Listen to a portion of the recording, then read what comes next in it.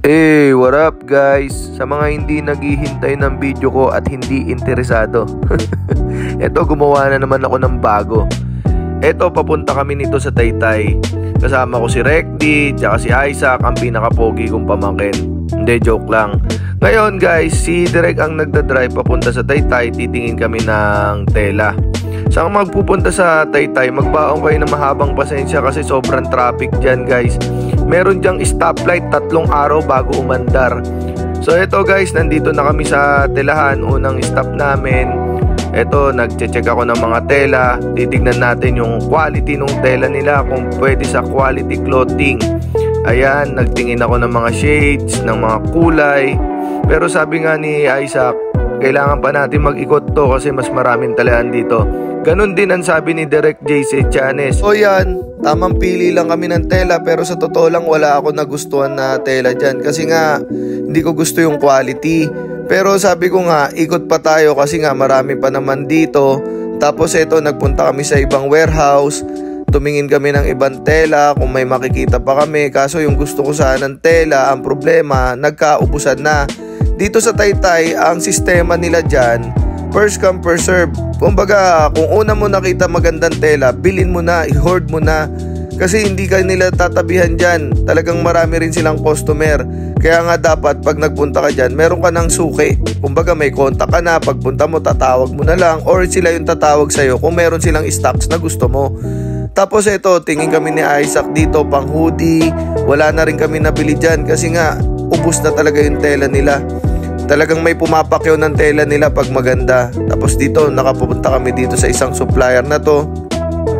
Tamang tingin kami ni Isaac, nila Direk, kung may maganda bang tela. Sabi ko, ate, pwede po bang pa-assist?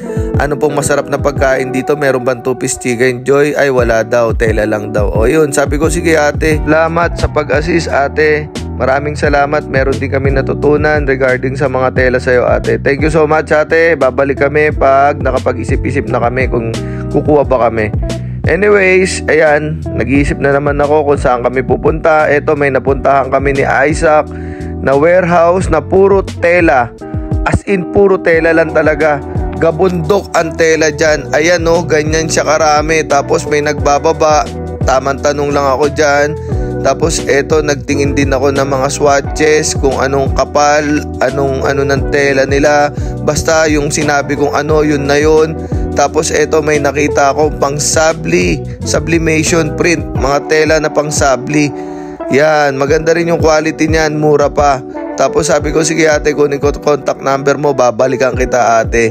Tapos eto, tamang lakad na naman kami, naghahanap na kami makakainan, pero wala pa rin kami makita, tela pa rin ang nakita namin. At ayun na nga, napaupo kami sa pagod kasi dito pumasok kami kasi sa totoo lang, aircon dyan.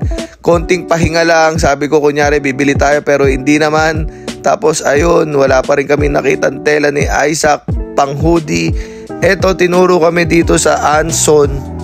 Actually, may nabili ako dito, iba't ibang klaseng tela. Pero sa totoo lang, hindi ko masabing good. Sakto lang. Pero mura naman kasi. Tapos eto, bumalik kami dun kay ate kanina kung saan kami una nagpunta. In-order ko na yung dapat kong o-orderin. Sabi ko, ate, sana may makita kami magandang tela. Pinakitaan ako ng swatches ulit. Nag-review ako, inaral ko muna bago ako gumuo kasi hindi naman basta-basta. At ayun na nga, inabot na kami ng alas 5, close na sila. So nakiusap ako kay ate, baka pwedeng ihabol yung order ko para hindi sayang yung punta namin. 3 araw namin binahe itong Taytay papunta dito, Caloocan to Taytay, 3 araw talaga. Tapos kasama na yung traffic dun. So ayun guys, naka-order na ako sa kanila, in-assist naman nila ako, nila ate. Natutuwa ako kasi ang babait nila. Tapos yan, kasi pauwi na rin sila. Kung nakikita nyo, lahat sila nakalabas. Pasara na, kami na lang ang inihintay ng mga tao nila. Sabi ng mga tao nila, sir, ang tagal nyo. Hindi, joke lang, mababait yan sila. So ayun guys, maraming salamat sa panonood. Nakabili kami ng tela, pauwi na kami. Tapos 4 na araw naman ang biyahe pabalik sa Caloocan. Tapos yun, salamat kay Isaac, kay Direk na nagtiyaga, sinamahan ako. Tapos eto, tamang parking na lang. Maraming salamat ulit sa panonood guys. Stay safe. God bless. Ingat. Bye.